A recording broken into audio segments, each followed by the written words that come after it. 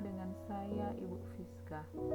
Saat ini kita akan belajar bersama pelajaran pendidikan agama Kristen dan budi pekerti.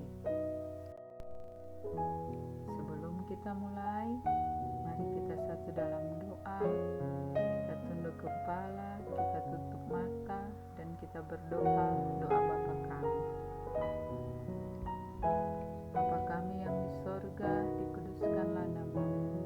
Datanglah kerajaan-Mu, jadilah kehendak-Mu di bumi seperti di sorga.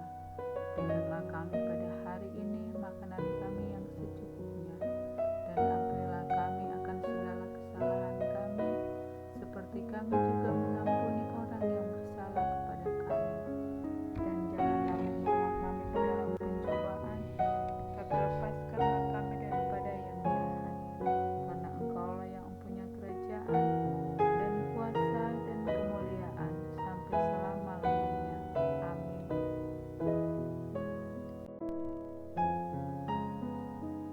Tujuan pembelajaran kita di saat ini adalah melalui kegiatan pembelajaran dengan menggunakan model Discovery Learning, peserta didik dituntut untuk dapat mencapai apa yang diharapkan, yaitu peserta didik dapat memahami makna mengampuni berdasarkan cerita dari tokoh Alkitab, baik kitab Perjanjian Lama maupun kitab Perjanjian Baru, dan cerita dari tokoh dunia Nelson Mandela.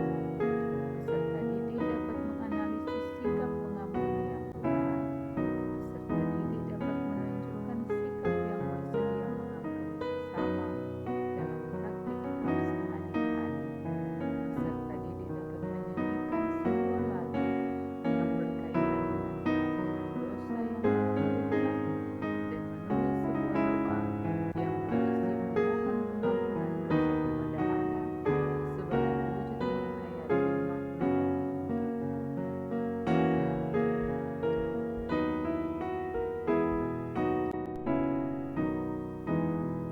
Nah, anak-anak, tadi kita sudah mengucapkan secara bersama doa Bapa kami. Dalam doa Bapa kami itu ada kalimat yang berbicara tentang mereka, dan bunyi apa?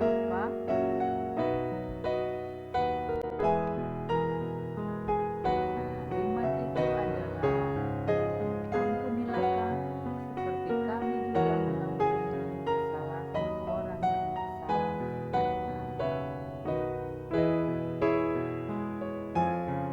Maknanya, kita harus bersedia mengampuni kesalahan orang lain. Kita juga sebagai manusia telah mengalami. Nah, sekarang bagaimana dengan pengalaman pribadi dalam hidup sehari-hari ketika kita mengampuni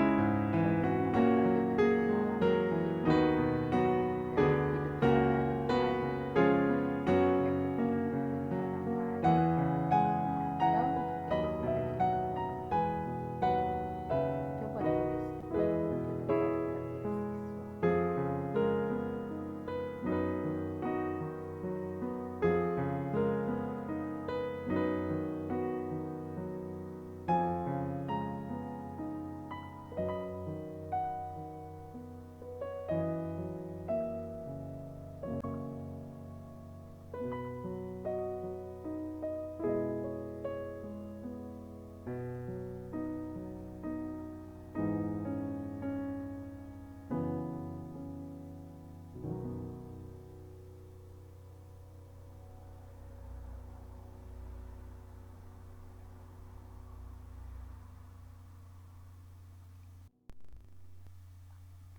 Jika sudah selesai menuliskan pengalaman, maka sekarang silakan sediakan Alkitab dan coba buka kitab Perjanjian Lama, Kejadian 37 ayat 1 sampai 36 dan Kejadian 45 ayat 1 sampai 28, atau menonton YouTube Yusuf dan saudara-saudaranya dan Yusuf mengampuni saudara-saudaranya.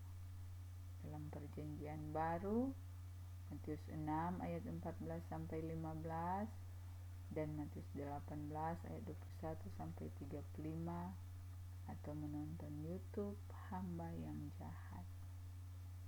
Jika sudah selesai membaca atau menonton dalam YouTube, maka para siswa atau peserta didik diharapkan menjawab 2 pertanyaan berikut ini berdasarkan cerita yang kalian baca atau tonton.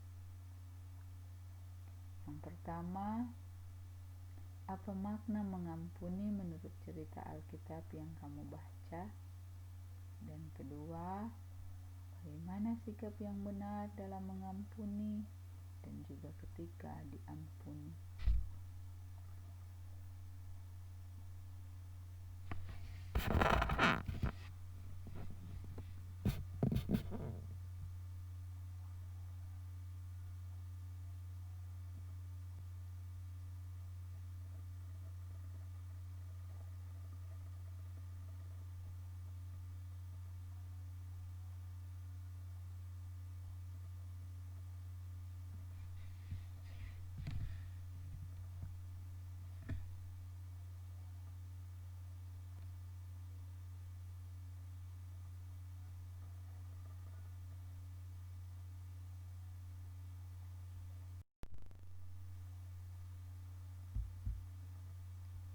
Jika sudah selesai mengerjakan tugas, maka sekarang coba perhatikan video berikut ini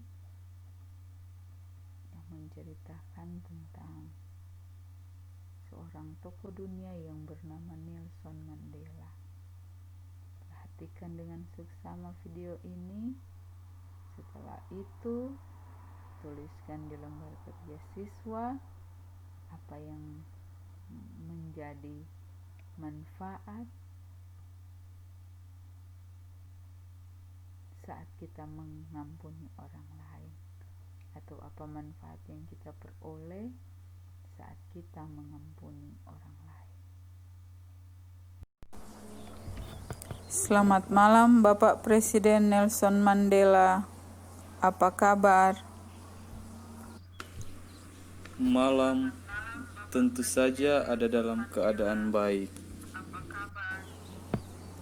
Bapak Nelson Mandela, sungguh luar biasa perjalanan hidup Bapak ya, sehingga boleh menduduki jabatan sekarang sebagai Presiden kulit hitam pertama di Afrika Selatan.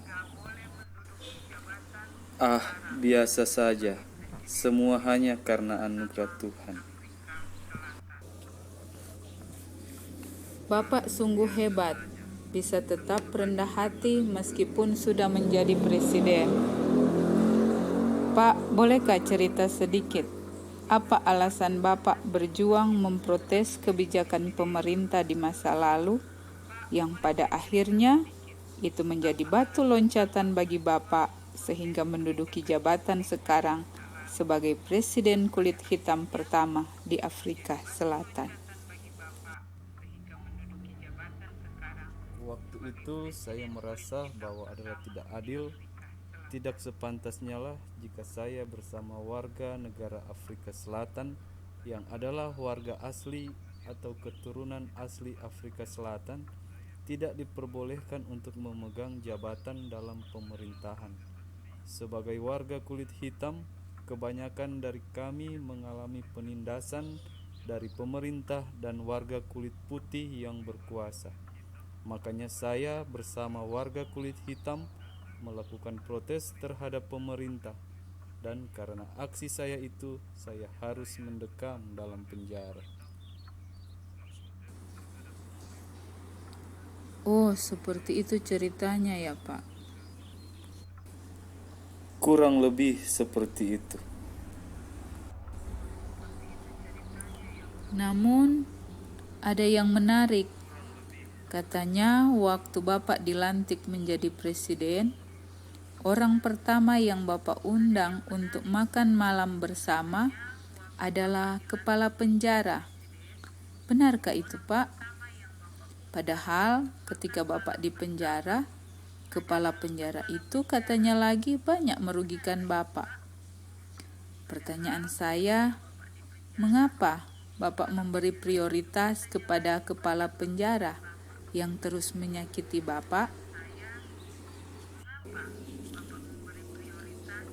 Justru kita harus terlebih dahulu mengampuni seseorang yang berada di dekat kita dan paling banyak menyakiti kita. Jika dalam hidup ini kamu mampu melakukannya, kamu dapat mengampuni semua orang yang melakukan kejahatan kepadamu. Wah, sungguh luar biasa hati dan pemikiran Bapak. Kita perlu tahu juga, dengan mengampuni sebenarnya kita telah membebaskan diri dari kebencian dan membiarkan perasaan damai menguasai hati kita. Bapak ini memang memiliki hati yang mulia. Pantas saja diberi kepercayaan menjadi seorang presiden. Terima kasih untuk percakapan kita saat ini. Sukses ke depannya, Pak. Selamat malam. Terima kasih, selamat malam juga.